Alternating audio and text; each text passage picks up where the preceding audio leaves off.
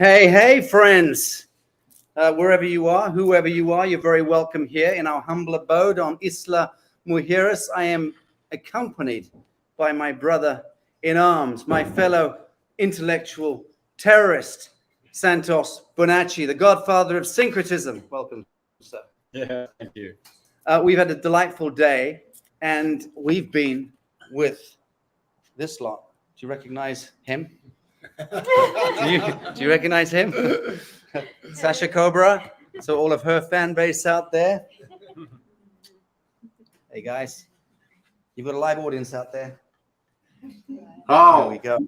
I'm just doing the courtesy of showing you faces here. So we have a bit of an audience here in the house. I'm going to do that again. Wait, there you go. Do a little reverse pirouette, and we can now begin. And I'm going to bring in our special guest, David Sereda. Hi, David. hi, Sasha. Hi, Santos. Hi, everybody. It's an honor to be here today, and a lot of exciting things have happened since Jimmy Blanchette and I have done these transmissions to the planets and the stars.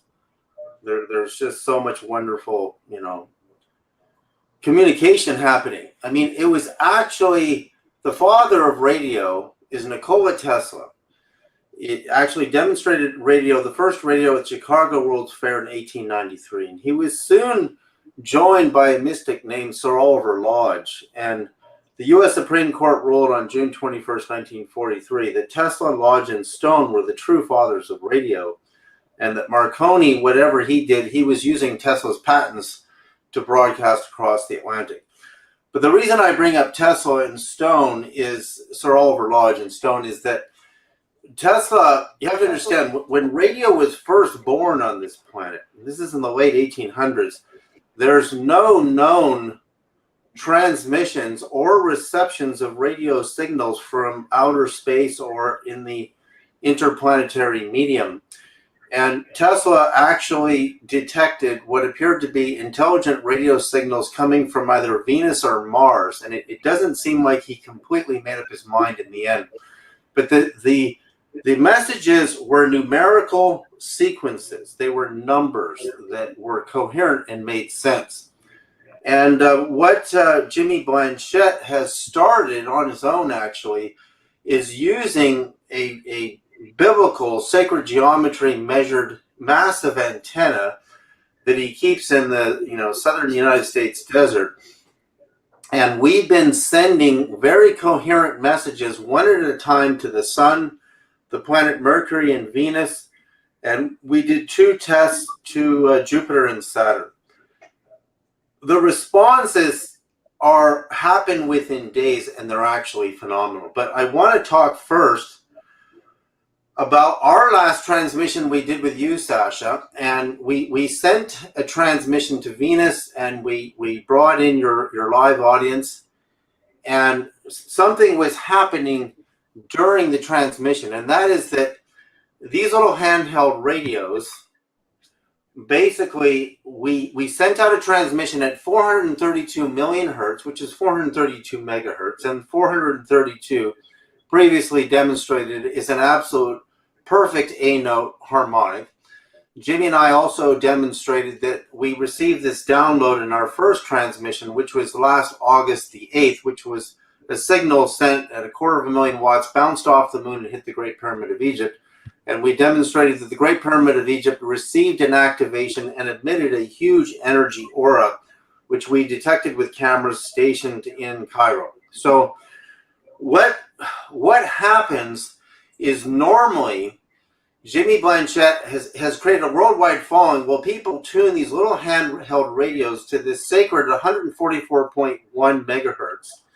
And what they do is they hold the call button down while a series of numerical meaning frequencies as numbers. So if I say 432 hertz, that's a number, but it's also a number of waves per second.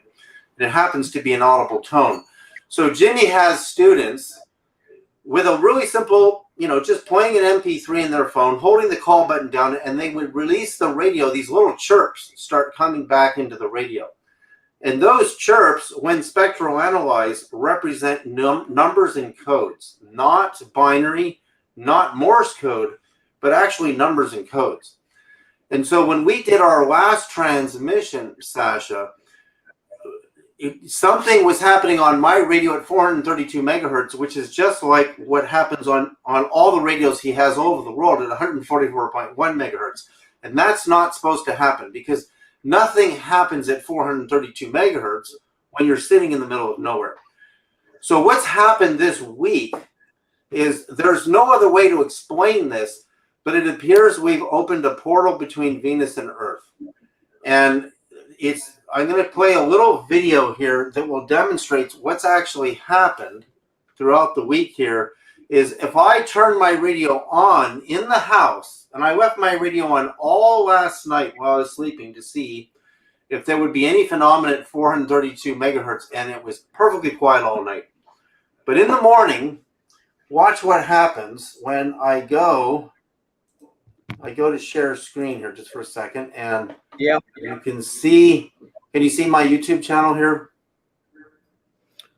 No, I'm waiting for you to share screen. When you share screen, I will be able to let you in from the studio here. I just did. Okay. I see. Allow. Oh, select window or screen. It says. Oh,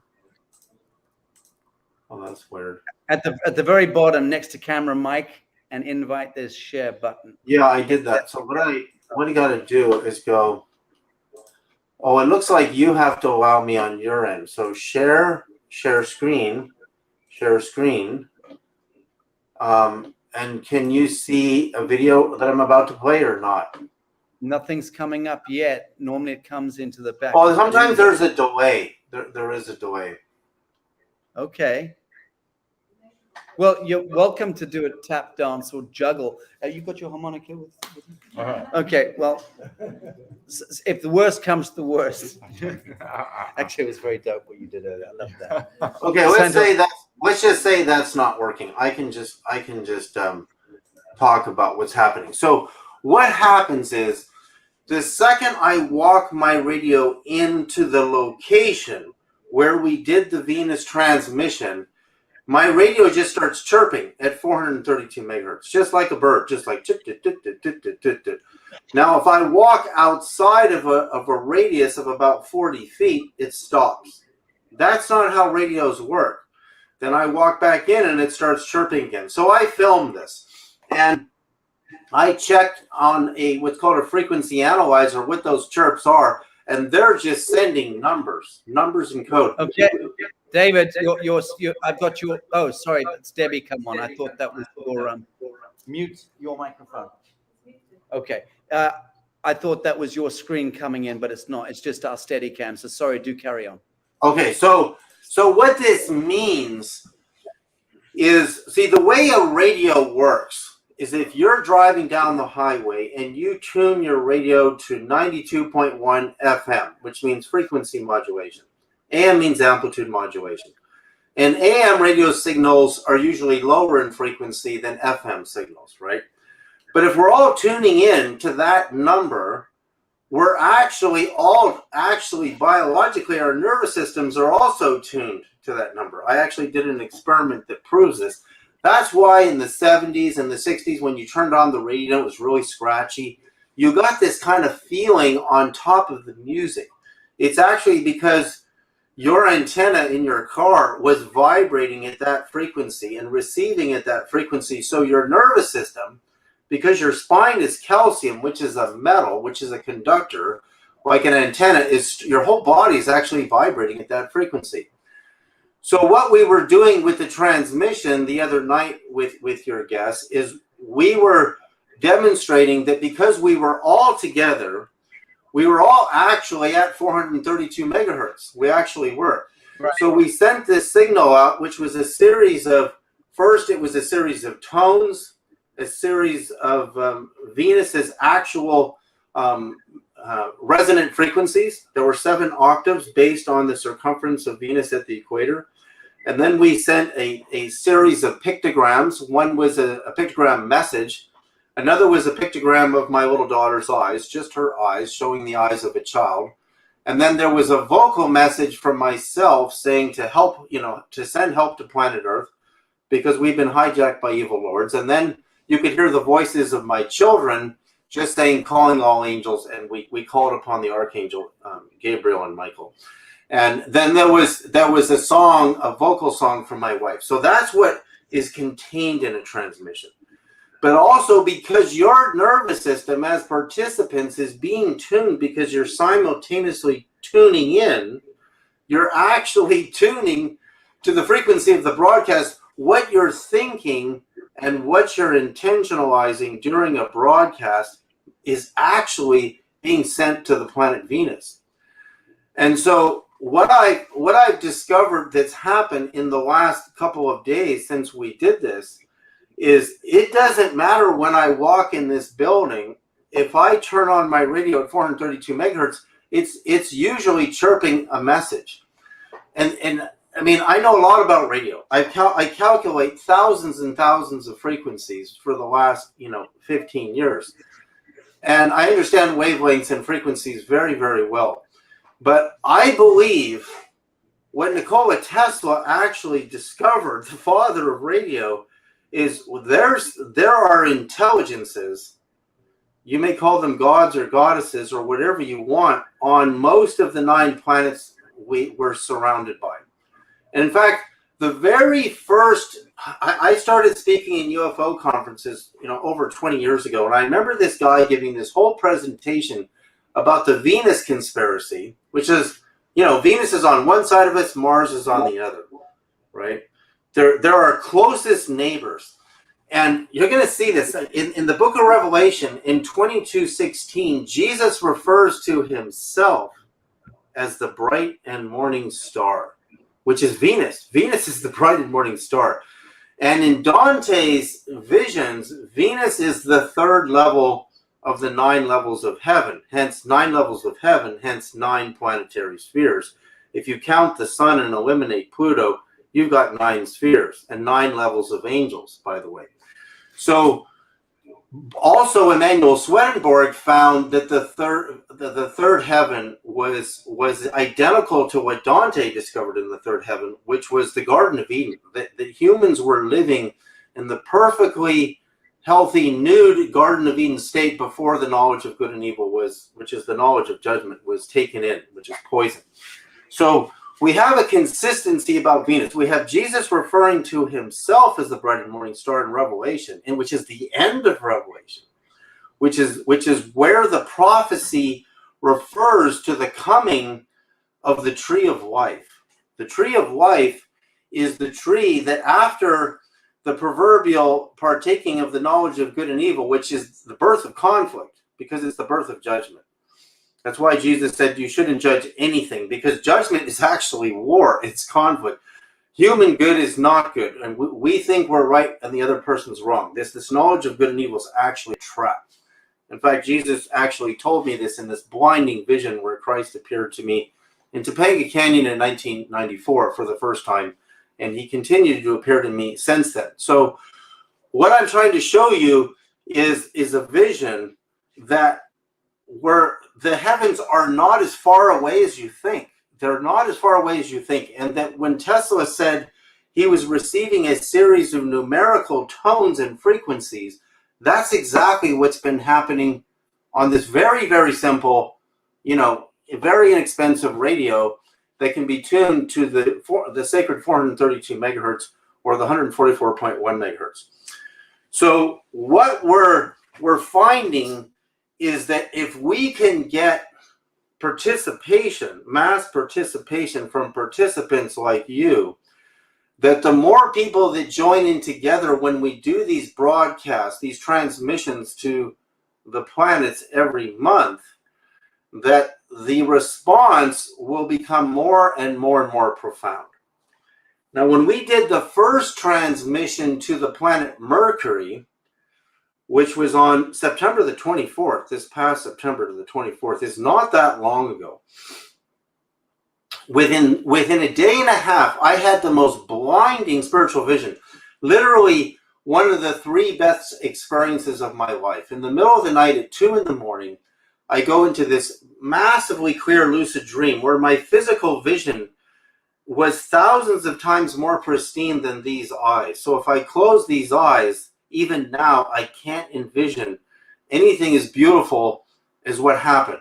And what happened is I saw my wife, Crystal, who died on the 10th of August, the 9th or 10th of August this past year, sitting at a table in this forested building with this massive window behind it. Next to her was my good friend, Stephen Sipes, who was staying with me in my house at the time.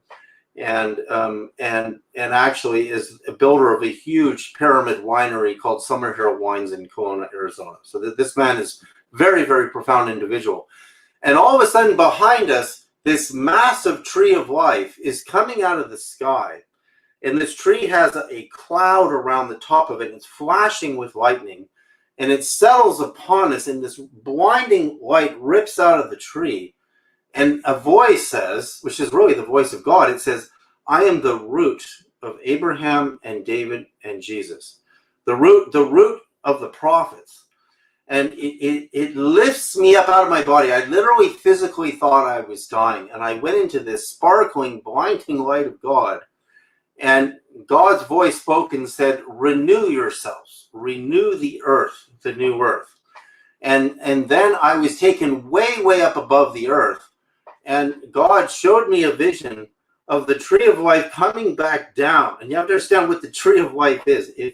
If you know the visions of the prophet Muhammad, if you know the Bible, if you know that the tree of life appears in the very, very end of the book of Revelation. Because when we took in the knowledge of good and evil from the rotten tree, the tree that causes us to judge each other, and that judgment would lead to all the wars and the destruction of our planet, by egotistically each one of us believing we were right and the other person was wrong, or our religion was better than the other religion, or our interpretation of our religion was better than the other, because that's what good and evil does. It makes you think you're right and the other person's wrong.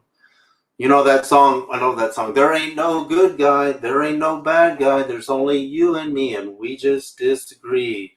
So that's what the knowledge of good and evil did. It made us think that we were right. But in the end of this long proverbial mythology, where we would go to war with each other over thinking our God was right and the other one was wrong, you come to the tree of life, which is the very, very end. And in Islam, when the prophet goes through the 7 levels of heaven, the tree appears at the border between the 6th and the 7th heaven. So, and then the prophet the archangel Gabriel stops at the tree, and then he continues on. So God, to the 7th heaven, God took me and my wife, who is deceased on the other side, and took us above the tree in this blinding light where I thought I was actually dying. Now, this is only 33 hours after the transmission to Mercury, and Mercury is the messenger planet. In fact, if I take the speed of light in meters per second divided by the circumference of Mercury as this wavelength, I'm just a tad under 20 hertz. And that's where humans start hearing, hence the message. Mercury, the messenger, which is the closest to the sun, to the solar living presence of our solar system, which is alive and conscious. So what I'm saying is, and I know Santos apparently has been talking about the connection to consciousness and the planets, is that these planets are alive today.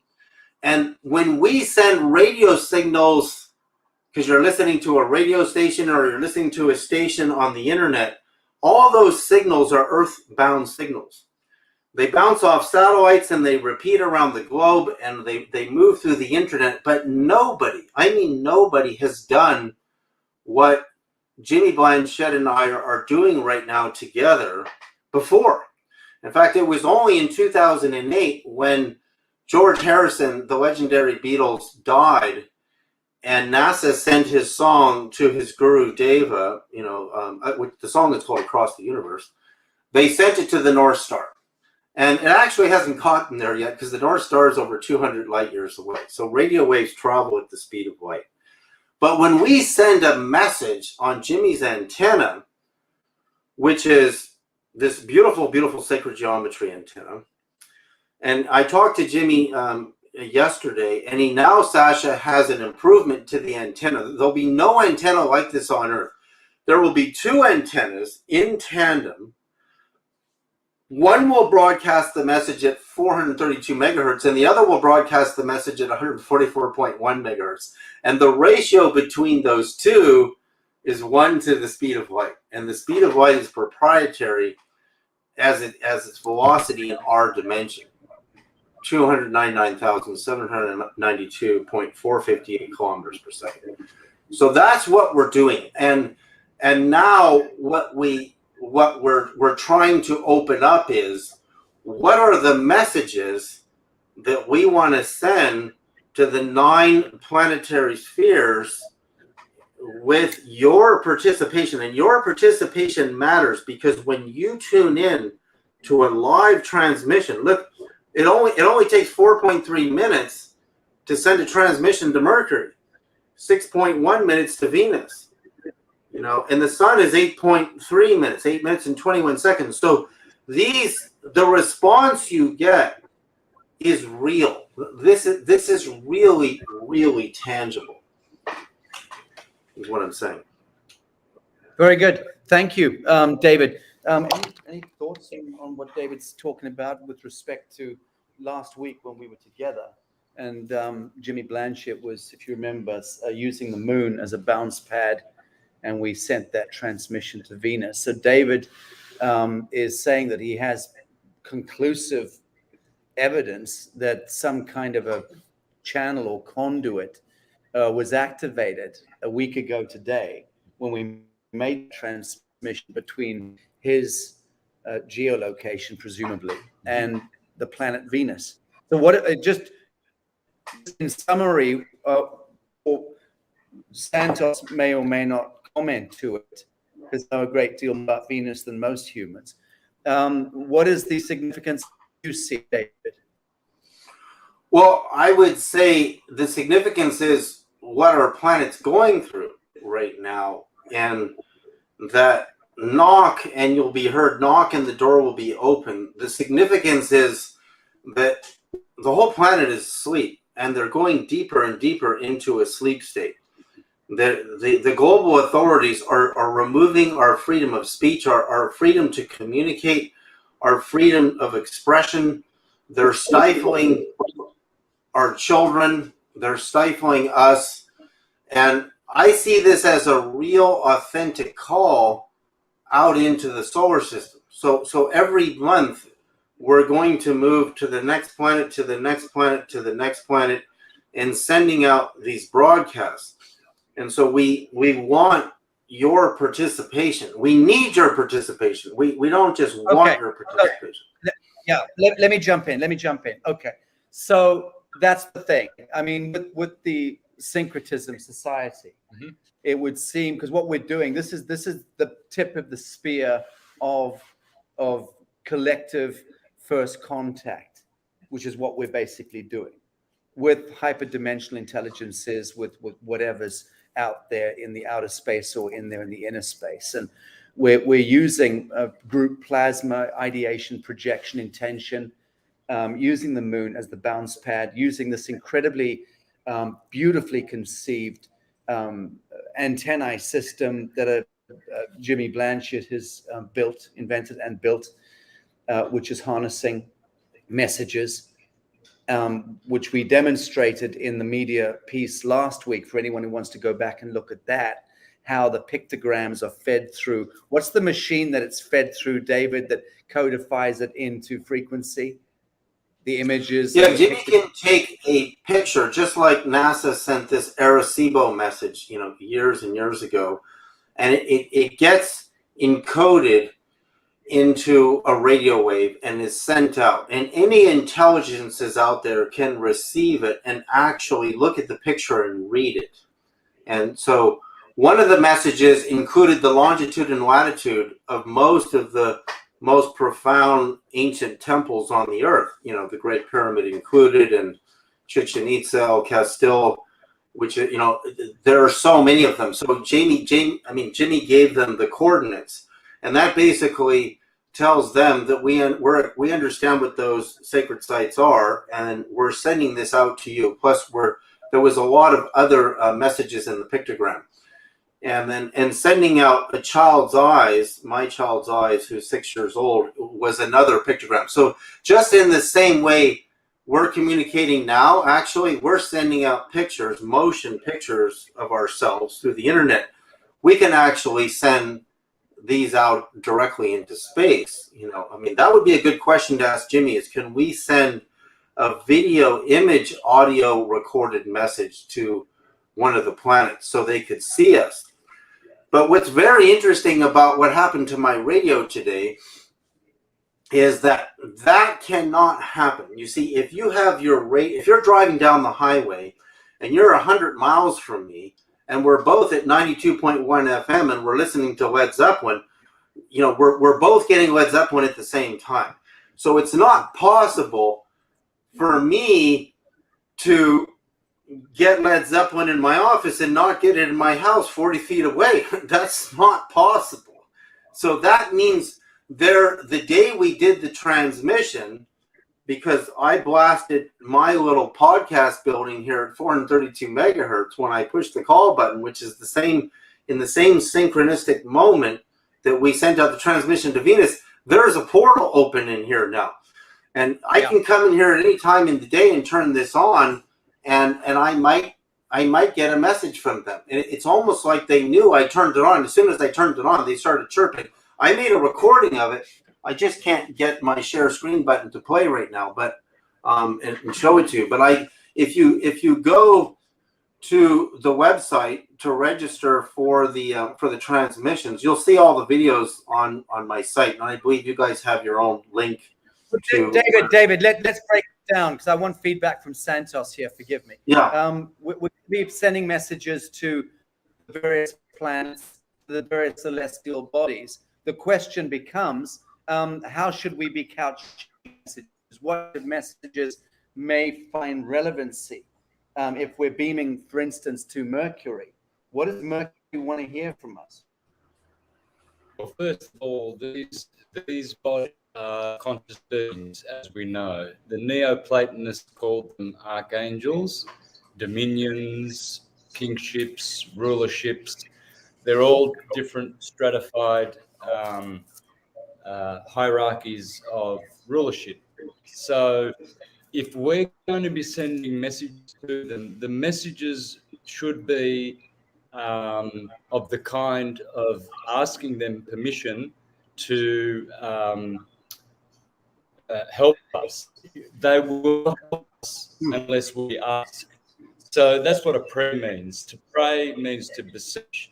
So these are our gods. They are our local gods. Mercury, Venus, they are what we call God or the gods, but they will not interfere or help us directly unless we ask them. It's like a little child who asks a parent unless he asks, or a guy who likes a girl, unless he asks her for her phone number, she's just not going to just give it to him. So that's the same with these planets. Right. They're intelligent. They know that we're trying to communicate with them. They know we can speak to them. But if we're using technology to talk to them, we would be, or should be, asking them to intervene in our lives, and they need our permission, or rather, they need us to make the first step. And once we do that, we are going to shift massively, because this is a big effort, to get in touch with these great gods who want to help us. You're talking about the fulmination of this. You're talking about the fulmination of this seeding of humanity is reaching its alchemical fulmination, and part of that process, of course, is a bifurcation, the separation of the wheat from the chaff, which is precisely what we're living through right now with this COVIDiocy, the masked and the unmasked, the light bearers and the naysayers. And we're just seeing that bifurcation happening. That's a process which, by best accounts, will happen for a short period of time, whereupon we then move into conventional reconvention with our divine status. But that's about us elevating ourselves collectively once that bifurcation is complete, and in a sense, I want to watch my language here because there's a lot of bruised hearts around the world right now connected to what's going on with the so-called vaccination program. But it is all soul covenant stuff. And there is a bifurcation. There is a falling away. And those that are left, the meek inheriting the earth, so to speak, are the ones who catalyze a new electric frequency set, which does indeed move into reconvention with the Godhead that you're describing. So this is pure civilizational alchemy taking place. Yeah. So that makes a great sense to me. Asking yourselves when Gomorrah was happening and Lot saw and distressed about Sodom and Gomorrah, he went up into the mountain. He said, God, he said, how can you destroy them? What if it's 10 good people there? And God is not destroy it. What about 2? We went down to none. And eventually he said, I have to destroy it because there are no decent people there. But then Lot turned around and sees that they've turned into pillars of salt. That's right, his wife. So, but the point is, there was an outcry. See, it says in the scripture that there was such an outcry about the perversity of Sodom and Gomorrah that God heard their voice and came down to see for himself.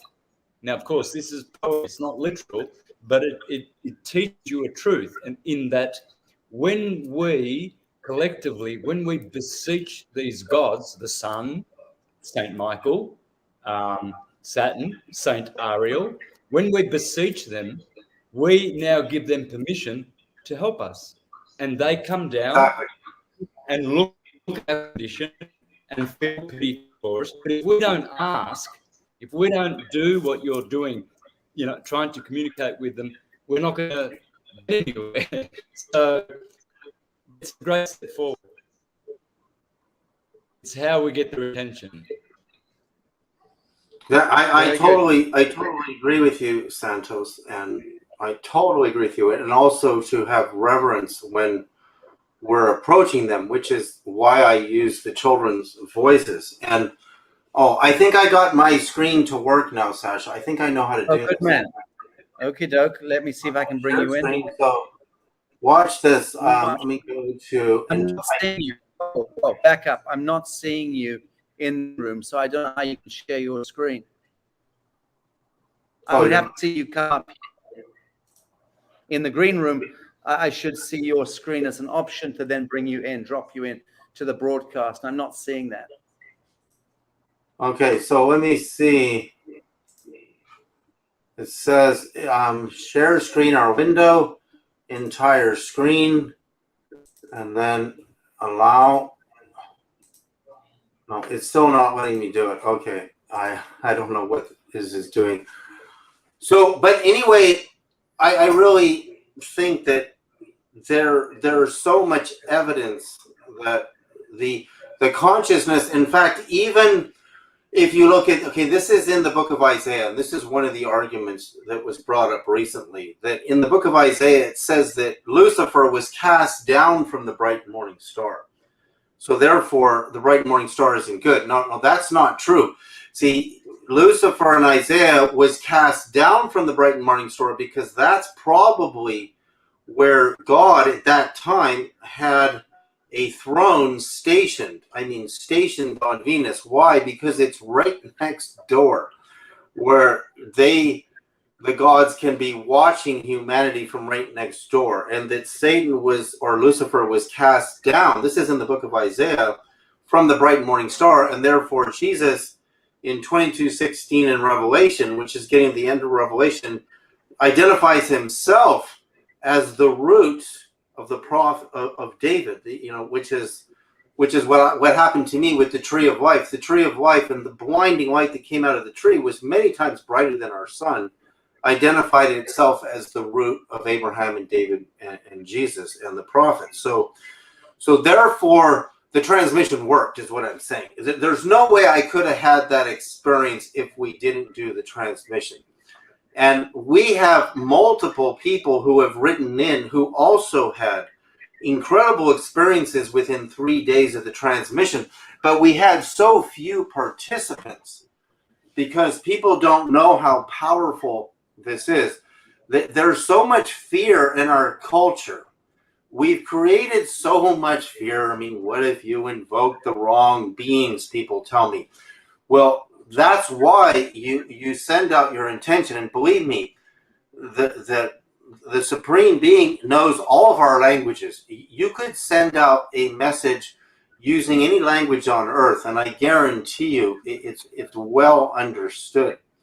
It would be well understood. You don't have to speak in a Vedic language or an early Hebrew language like Aramaic. You can send out the message, and it sets a portal up. And once the portal between the transmitter and the target is open, you can go in that space and communicate anytime you want. And if you understand that Jesus is calling himself the bright and morning star and the end of Revelation, which is the end of a prophecy, that means that's where God will be stationed, at the bright and morning star.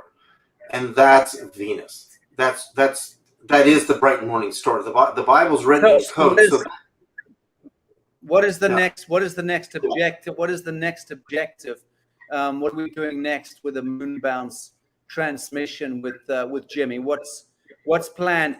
Because I think it might be a good idea to get Santos's Syncretism Society. He's a bunch of brilliant astrologers and magicians as part of his collegiate, and I think it would be a good thing for you guys to look at this and maybe help determine the nature of the message that we're going to transmit.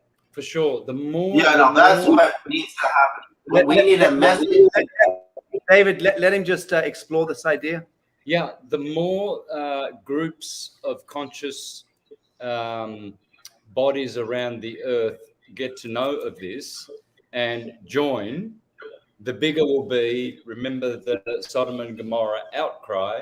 The more we beseech these gods, and Venus is a benefic, so you can't fail. These people who say, "Oh, what if you attract the wrong?" You cannot, not with Venus. Venus is a benefic. Maybe with Mars, yes, but Jupiter and Venus and the Sun, you will never ever get any malevolence. So, beaming to the Sun, Venus, Jupiter, I would strongly recommend. Mercury as well, definitely. But the moment we do that, and there's more of us, I know that the syncretism world, they'll be behind it 100%. So that's one group. Now, there's Sacha's group, the New Earth Nation. There's other groups, and it's time that we all come together, and we are. We can see people now that are so disparate in their ways of thinking and their religions, but they are coming together to fight this monstrous demon that is trying to take over the world with its, lockdowns and what have you. And so we see now disparate organizations are actually coming together. So the more we bring this to people's attention, and the more people are involved in it with their hearts, the more these planets will communicate with us, these gods, and we will give them permission, and it's all over. So let me just raise a conundrum here. If you check, I believe, in Wikipedia still, what the biggest event that ever occurred on Earth was, certainly a few short years ago, it would tell you that it was the harmonic convergence, which, correct me if I'm wrong, it was the 16th of August 1987. Now, that of course was catalyzed largely by my erstwhile now deceased friend, the reincarnated high priest of the Mayans, Valon Votan or Pacal Votan, Sky, you know who I'm talking about, Jose Arguelles. And when I asked Jose, when he came to stay with me a year or two before he died in 2011, of course, he was the man, this is for the audience's edification, he was the man who decoded the long count Tzolk'in of the Mayans in the 70s, and then determined that 21st of December 2012 was, until 21st of December 2020, was effectively the end of time. So we just reached that apogee in the last few months at the end of last year, December 21st of December 2020, which of course was where the rainbow serpent kind of issued from Uluru, and then is now hitting Mexico around about now, isn't it? I think this part of the world, which is why the energy is so vibrant here. But the point I'm trying to make is this. When I asked Jose Arguelles, and I said, well, you're the man, you're the reincarnation of the last of the Mayan high priests. You're the man who decoded the long count Tzolk'in in the 70s. You're the man who put the biggest meme in history, which in 2012 goes down in Wikipedia as being the biggest meme in history as well. 2 gold stars to Jose Arguelles there. I said, you triggered that meme, and you triggered the harmonic convergence in 1987. What was going on in 1987? Because it was a well-known phenomenon at the time that the First Nation peoples all around the earth, from Papua New Guinea to the Amazon Basin to the Kalahari Desert to the deserts in North Africa, the First Nation peoples, the medicine men, the shaman, the oracles, the viziers, essentially all stood up at midday on that day and they saluted the sky. What the fuck was going on that day? How were these First Nation peoples living in forests and deserts and mountains communicating through the psionic morphogenetic network, and all of them on that day standing up and saluting the sky? And I asked Jose Arguelles, please just explain that piece to me. He said, oh, that's very simple. He was holding his wand. I remember. He said, oh, that's very simple. He said, we all knew, we were all connected through the one form of communication under universal gaze. We all knew that that was the day demarcated the beginning of the journey of the end of time. But the point being, he said, that was the date line that the ancient wisdom keepers knew they had to stand up and tell our space brothers and sisters that we have come of age. The point I'm making here is that and no more fucking intervention. Thank you. No more abductions. No more splicing and dicing. No more hybridization programs. Thank you. That, he told me, was the point. That the collective morphogenetic Adamite was standing up and going, we've come of age, now we can take it from here. So my question now is this. Should we, David, be sending out transmissions that are appealing and saying, please help us? Because for me, this doesn't jive with me. I see what you mean. I see where you're going. Yeah, I see where you're going. Right. I feel that maybe we need to dial up and speed and step up this transmission agenda, and we should be not asking for help, but we should be laying claim, and we should be standing and letting these godly elements know what we want. Yep. I like what you're saying, Sacha. Yeah, because by asking for help, we're looking so weak, but also we're letting them know we're here. We're letting them know the condition of our planet. But you're right. We appear so weak, as like a beggar. And Jesus said, you are as gods. That we are all as gods and goddesses. But so we have to take our voice and send it to the cosmos and ring each planet like a giant gong. Good. And say, humanity is awakening. We're sending our voices out to the cosmos instead of just sending songs and news broadcasts to each other down here. We're now recognizing, we know you're out there. And I want to show you something, Santos, that's really incredible. This is an incredible piece of data in the recent Navy testimony of these mysterious UFOs, okay? So one piece of data is that Sean Cahill, who I've tried to get on with Sacha, he's a really far out kind of incredible man who was on the USS Princeton. They noticed on radar that the UFOs they were tracking disappeared just north of Guadalupe Island, where there was this magnetic anomaly. And that happens to be the same north latitude as the Great Pyramid of Egypt. And the north latitude of the Great Pyramid of Egypt, if you convert degrees, minutes, and seconds to 10 base, is a representation of the speed of light in metric. You know, so that is an interesting piece of data. But there's something even more interesting in regards to 432. Because remember, Jimmy and I got the download. If you take the 432 divided by the 1441, you get the speed of light in metric. Now watch this. Kevin Day, who is a radar operator on the USS Princeton, said they suddenly tracked the UFO jump 60 miles in 1 second. And guess what 60 miles in 1 second is? It's an octave of 432. It's 216,000 miles an hour. 216,000 miles an hour times an octave is 432,000 miles an hour, because an octave is times 2. So 216 times 2 is 432. So that means these UFOs are jumping in some type of a 432 harmonic. That's what it means. And even though 216,000 miles an hour is ludicrous speed, I can't believe they didn't notice this. Nobody in the Navy did the calculation. 60 miles in a second is 216, because 60 times 60 times 60 is 216,000 miles an hour. So times an octave. And in music, an octave is you take a frequency and you times 2 to go up. So A, 440 hertz, which is wrong, times 2 is 880 hertz. If I go down, it's 220. But the correcting note has been demonstrated that the French used to use in the early days was 432.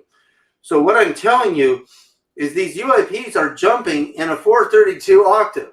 Now, what does that tell us? It tells us a lot, and there's nobody in ufology who have figured this out. It tells us they're real, they're here, they're tangible, they're highly tuned to 432, and that's the frequency of the broadcast, and that's the frequency my radio was at this morning. You know, when I was in the house and I videotaped, and it was perfectly quiet. And as soon as I got in here, it just started chirping like mad. And so I think we're on to something. And some of the return messages that come to us are incredibly sophisticated. They're not simple messages like, yeah, we're here. Our ships are going to fly overhead, which Jimmy has also documented, and we're going to help you guys out. It's not really like that. It's not like, and like Sacha, like you're saying, you know, there are groups of ETs, the Zetas, you know, that have abducted human beings, studied our DNA, tried to create hybrids because they can't feel emotions the way we feel emotions. They're cerebral. They don't know how to feel pain and frustration and love, and they're very interested in humans and our ability to have these incredible emotions. So they've been trying to create a hybrid, and the way they're doing it is very, very unethical. But we're talking about beings that are much higher vibration than that. The fourth, when you send out harmonic frequency transmissions, you're going to attract harmonics in return. And a harmony, when we send out radio signals, we send them out at one frequency at a time. And when radio astronomers, even at SETI, the Search for Extraterrestrial Intelligence, when they scan the heavens, they're looking at one frequency at a time. But what Jimmy's new insight is, that came out of the download, is we're now going to send out the message at a ratio of 432 to 144:1, which is a ratio of 1 to the speed of light. And that, I can't wait till we see what happens when we do this. So we need, when I say we want, Santos and Sacha, is recordings in your voices that are 1 minute long each. And you can do 3 messages, but Jimmy has to cool his amp down. So he runs a 1 minute message, cools his power supplies down for a minute, and then sends out another message, right?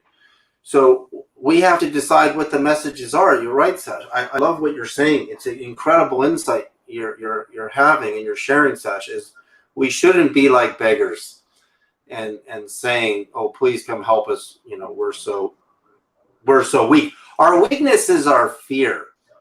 Our fear of death is the ultimate fear that we all have to conquer. Why are we so willing to lay down and let them put the chains around our wrists in our lives? Why are we so afraid that there's nothing else out there and everything out in the universe is somehow coming to get us, and we can't trust anybody?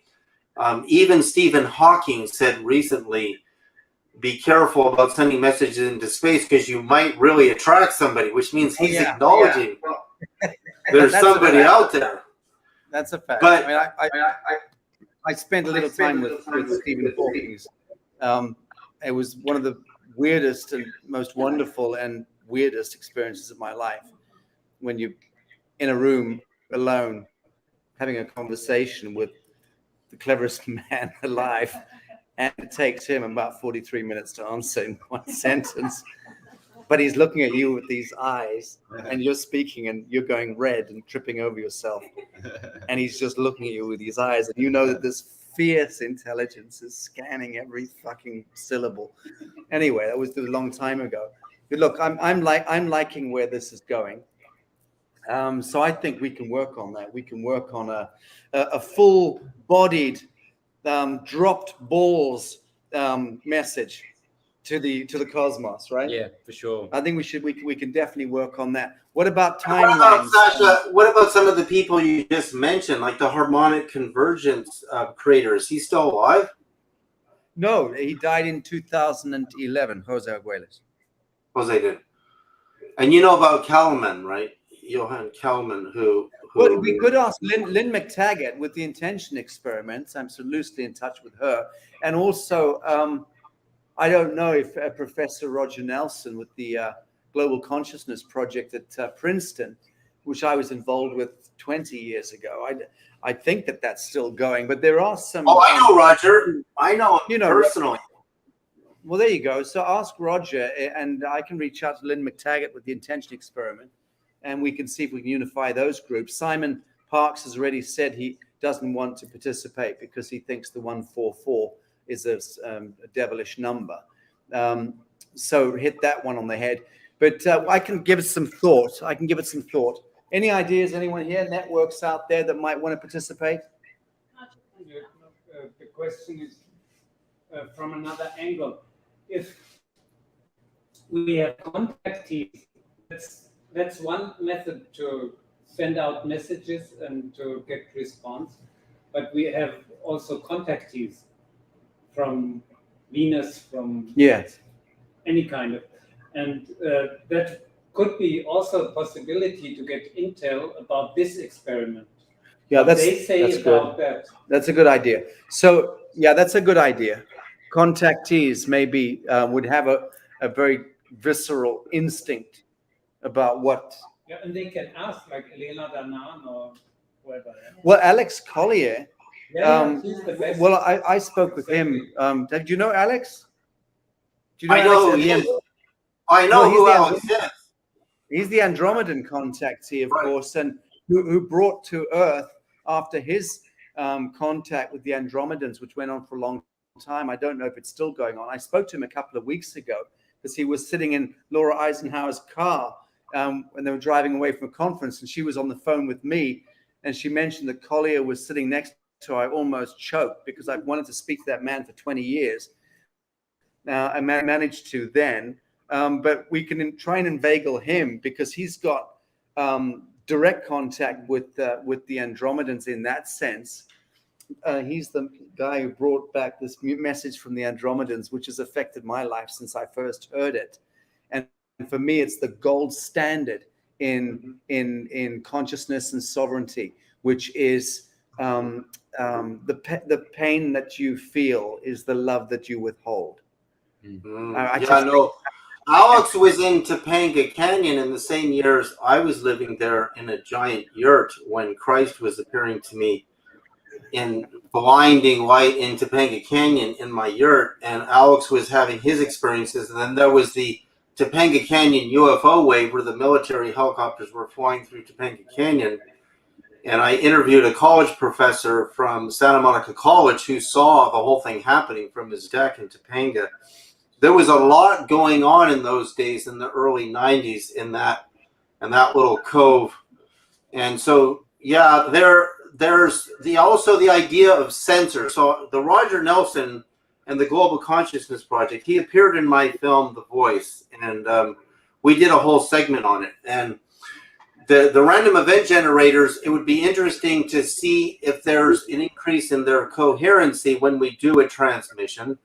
Very good. I want to note something really important, and that is that the Tesla-Schumann resonance on both of our recent transmissions, within hours of the transmission, the Tesla-Schumann resonance spiked at record high levels within hours of both transmissions, and I find that incredible. Also, we have the volcanoes going off, that is, the two of them have spiked.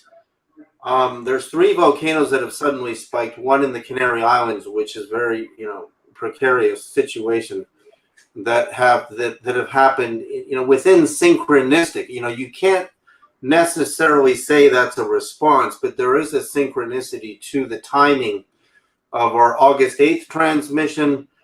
We did a couple of transmissions after that to Jupiter and Saturn with my wife's music, and then we sent the one to Mercury and then Venus. So the dates on those are September 24th, and Mercury we did with you. I'm sorry, Venus we did with you very recently. David, I just want to finish the earlier chain of thought, which is who we're going to invite in to participate in this. So I can reach out to Stephen Bassett, who heads up the Paradigm Research Group, and he's the leader of the sort of exopolitics and has recognized, even at intergovernmental level, and he's a mate of mine. And Stephen might be a very good guy to bring into this. Well, Stephen knows me really well. He's been in my house. He's met my wife. He's very good.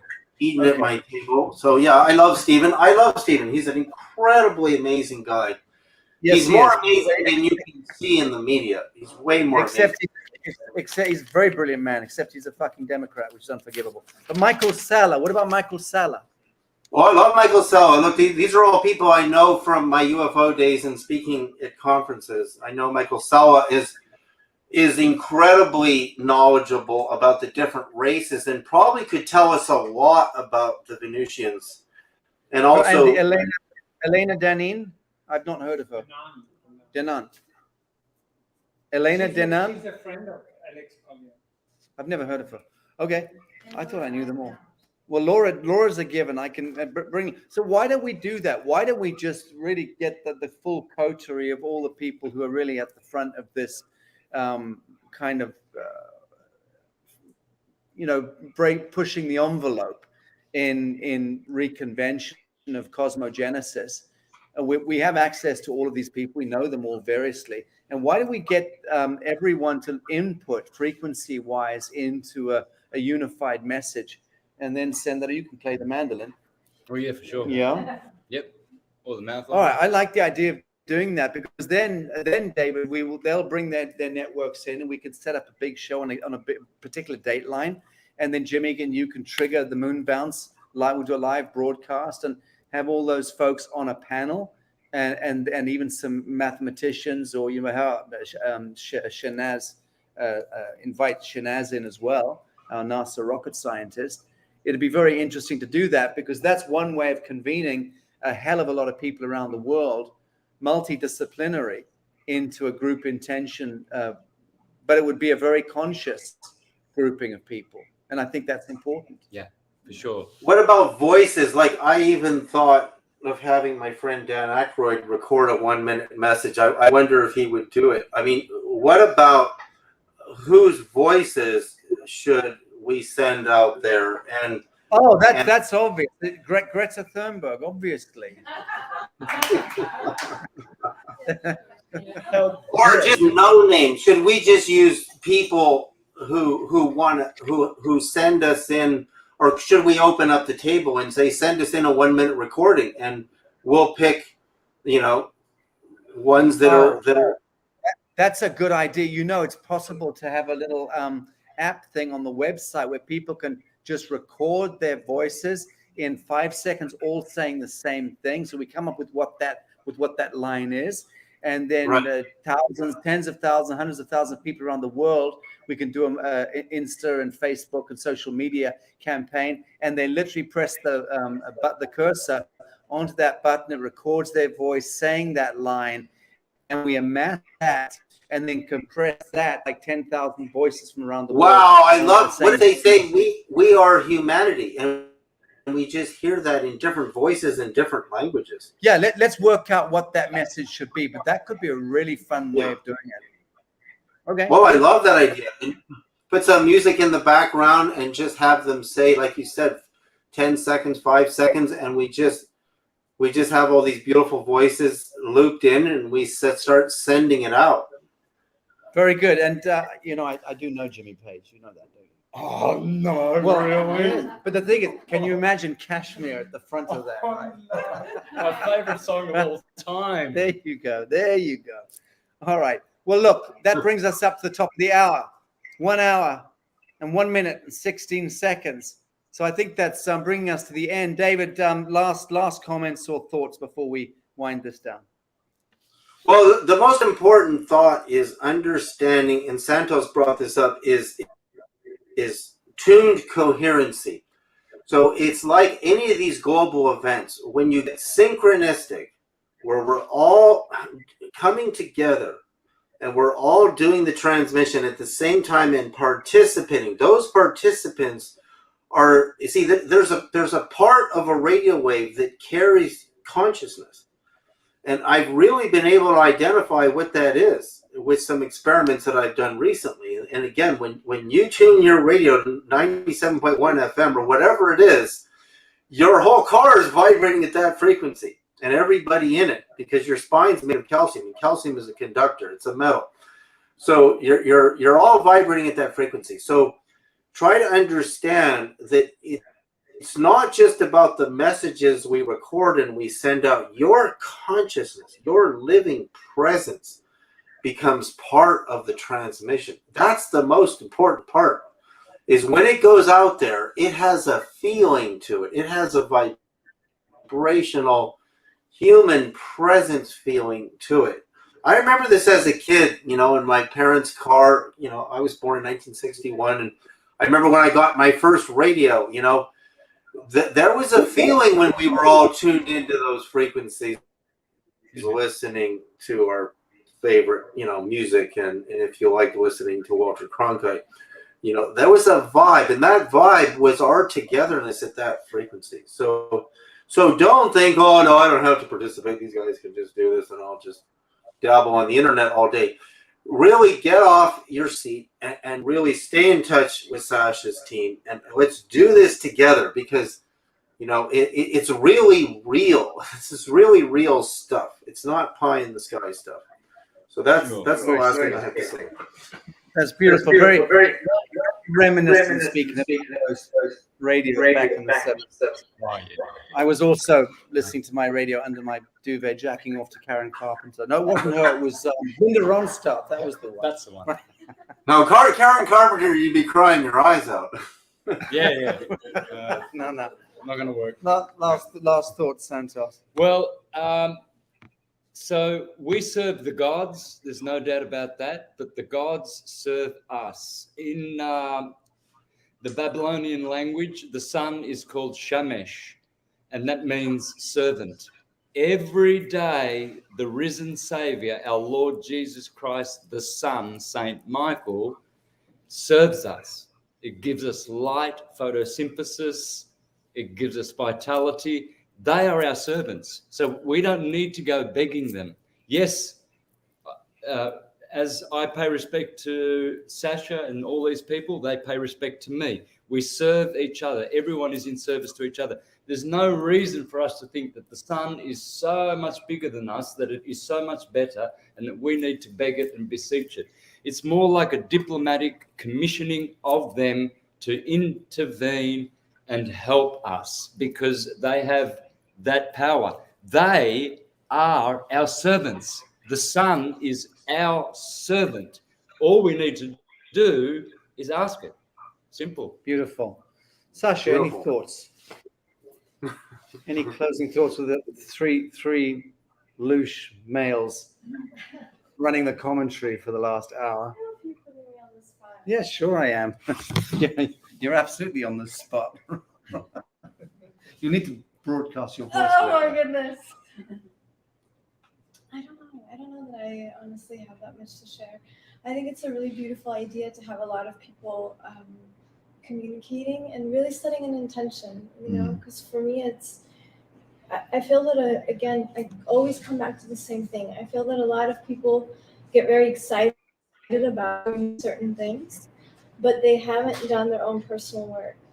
And I think it's so important not to just say, hey, we're going to have contact and communicate, but how do we really create a very strong foundation so that higher vibratory beings actually look at us respectfully and go, wow. That's good. I like that. This is significant, rather than who are these arrogant guys that think that, you know, they're going to just tell us, oh, we are so enlightened that we demand you to do whatever it is, you know. That there has to be a level of humbleness, and I feel that humanity really needs to continue doing their internal work to get to that vibratory level, to be able to have natural communication with these beings. And I think it's all about that resonance, and that communication will happen naturally more and more and more as we start to vibrate and resonate with them. Yes, indeed. Thank you very much indeed. I like that. My closing thought is the same thing I've been repeating ad nauseum for some time, which is also reflective of what Santos was saying earlier, and you even intimated it, David, which is that if the prayer is fashioned aright, it'll be answered by the God in your own heart. And to that end, one thing I have learned in my life is that there is no limit. There's no limit to anything ever. We are, by distinction, limitless. We have the capacity to either cloister our lives and narrow our focus into the most infinitesimal and banal mediocrity as a sentient being, that we can become that shitty little petty tyrant working in a post office, making everyone else feel like shit because of the look on our face, and because our own psychosexual essence is so constricted and so defeated. And we see that, all of us, everywhere we go in life, right? Era of covidiocy, we're seeing the mediocrity and the banality of our civilization floating to the surface, like the sewage shit that it is and always has been. It's just that now we see it. We're seeing these horrid little areas in our society hurting the vulnerable, the weak, the infirm, the old, and apparently enjoying the process. We're seeing them swagger around in airports and in nightclubs and restaurants and supermarkets and wearing costumes and badges, and apparently really enjoying the living out that fantasy of petty tyranny. And that's all good and all fine. But the point is that is when we narrow the lens of our divinity to the lowest aperture. On the other hand, when we're going with the flow of our supernature, genius, and with our, dare I say it, our fully released orgasm, we are then able to move into such extraordinary creative flow and prosperity and abundance and limitlessness in our capacity to manifest ideate, create, conjure into this world. To my mind, that's where we belong. We belong with no boundaries, least of all healthy boundaries, which I've always said are the fucking worst boundaries. Very noxious to someone like me to even think in terms of boundaries. We need to transmute and transcend even the idea of boundaries. One understands how that served us in our infancy. But really, I stand fully and squarely on the red soil. And I believe that I carry humility as something of a realized human. But at the same time, I will demand that the angel and the demon take the knee to me in this world. This is my world. This is my world. And my will be done. My will is in convention with thy will. And that's why I lay claim to that. If I didn't, I would be dead before dawn. Amen. So I'll leave it at that and thank the audience. We've got about 240 odd people on this channel, which means we've got about 1,000 people looking in. No notice at all, guys. Thank you. We're broadcasting, I think, on 3 or 4 here. And by the morning, there'll be a very big audience who will have watched this. And I hope a great many of you will have learned some useful stuff from what we're doing. No, we are not dabbling with the demons. Go back to your rosaries and your Catholic nonsense. We are standing stripped naked here as a humanity, and we are doing what we are divinely anointed and appointed to do, which is to ask questions and to be curious. So thank you for joining us all. David, Sereda, love to you, brother, and thank you very much again. Santos, it's such a joy having you here. Sacha, thank you for the last few days of your beautiful company. And thank you to our audience. Yes, people. Whoop. Whoop. All right. Much love, David. We'll be in touch in the week. Okay. Thanks, sir. All right. God bless you. Bye-bye.